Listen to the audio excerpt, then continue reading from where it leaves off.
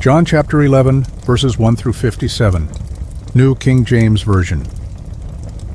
Now a certain man was sick, Lazarus of Bethany, the town of Mary and her sister Martha. It was that Mary who anointed the Lord with fragrant oil and wiped his feet with her hair, whose brother Lazarus was sick. Therefore the sisters sent to him, saying, Lord, behold, he whom you love is sick. When Jesus heard that, he said, This sickness is not unto death, but for the glory of God, that the Son of God may be glorified through it. Now Jesus loved Martha and her sister and Lazarus. So when he heard that he was sick, he stayed 2 more days in the place where he was. Then after this he said to the disciples, Let us go to Judea again. The disciples said to him, Rabbi, lately the Jews sought to stone you, and are you going there again? Jesus answered, Are there not 12 hours in the day? If anyone walks in the day, he does not stumble, because he sees the light of this world. But if one walks in the night, he stumbles, because the light is not in him. These things he said, and after that he said to them, Our friend Lazarus sleeps, but I go, that I may wake him up. Then his disciples said, Lord, if he sleeps, he will get well. However, Jesus spoke of his death, but they thought that he was speaking about taking rest in sleep. Then Jesus said to them plainly, Lazarus is dead, and I am glad for your sakes that I was not there, that you may believe. Nevertheless, let us go to him. Then Thomas, who is called the twin, said to his fellow disciples, Let us also go, that we may die with him. So when Jesus came, he found that he had already been in the tomb 4 days. Now Bethany was near Jerusalem, about 2 miles away, and many of the Jews had joined the women around Martha and Mary to comfort them concerning their brother. Then Martha, as soon as she heard that Jesus was coming, went and met him, but Mary was sitting in the house. Now Martha said to Jesus, Lord, if you had been here, my brother would not have died. But even now I know that whatever you ask of God, God will give you.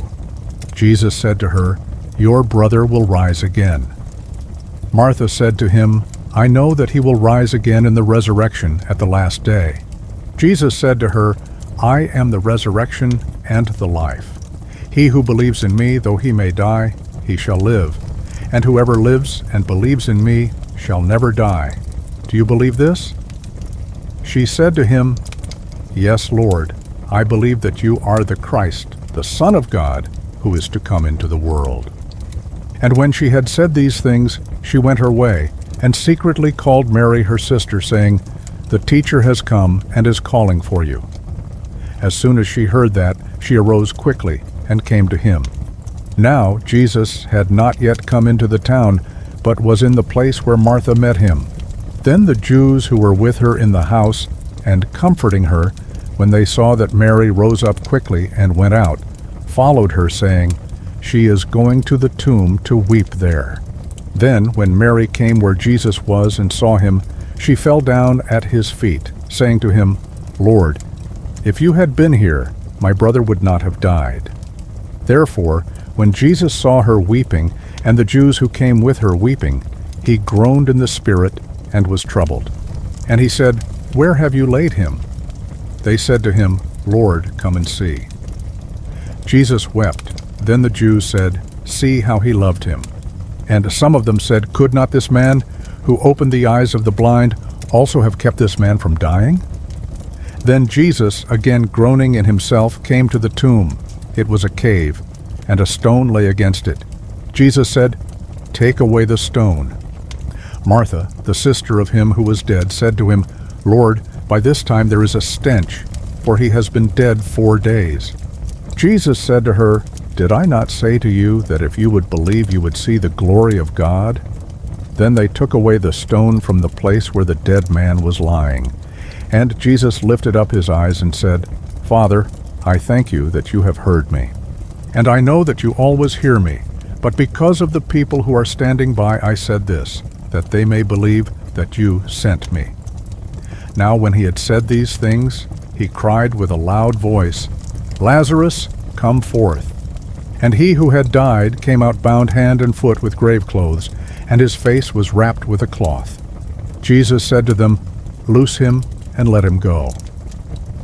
Then many of the Jews who had come to Mary and had seen the things Jesus did believed in him. But some of them went away to the Pharisees and told them the things Jesus did. Then the chief priests and the Pharisees gathered a council and said, "What shall we do?